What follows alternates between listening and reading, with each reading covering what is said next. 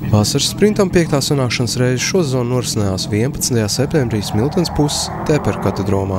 Izbraukties varēja no sirds. 5 sapes pa 2 reizēm ļauts izbaudīt reti, ja runājam par vadošajiem. Sāksim ar ieskaitu automobīļiem ar motoru tilpumu līdz 1,8 litriem. Te kārtējais Imanta Firsta un Jāņa Skuiņa duelis.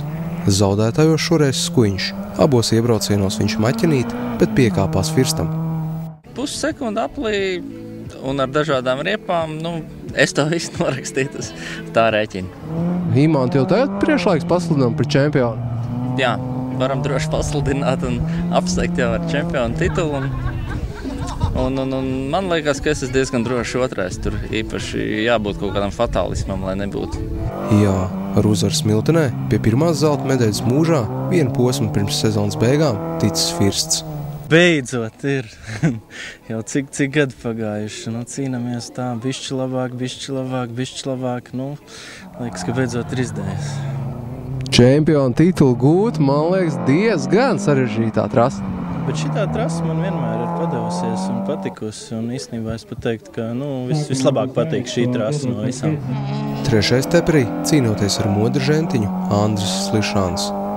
Imants un Jānis ir ievērojami ātrāki par mani. Nespējas cīnīties, es skrietu viņiem līdzi. Jā, rezultāts, gods stāls ir, jā.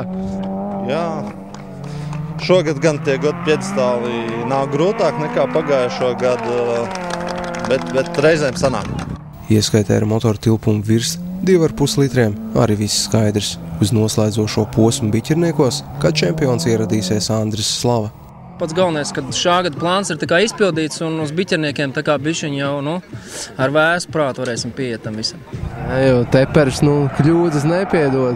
Ļoti sarežģīta trasa, jā, un arī, riepas slīd, tur tā, nevar pārgalvīgi braukt, un arī varbūt šī trasē tā jauda nav tā noteicošā. Neskatoties uz to, Slava spēja uzstādīt labākos apļu laikus un pie kārotā titula tikt ar uzvaru sacīstē. Sānceņš bija spēcīgi. Jā, sīkstākajam konkurentam Danielam Baltajam nācās izstāties pārtrūkušas bremžu caurules dēļ. Tomēr Andrim uz papēžiem mina tikpat ātrs braucējs Aivars Ezeriņš. Ezeriņš šoreiz otrais. Šogad es Slavam atdevis Smilteni. Bet, laikam viņi var panākt tikai, ja zina, kuras vislabākās riepas. Savādāk viņi nepanāks, ja nebrauks ar vislabākajām riepām. Kuras ir tās, es nezinu. Bet, kas tad? Ir grūti pieiet pie Slavas mašīnas un paskatīties, kāda riepa marka tur ir?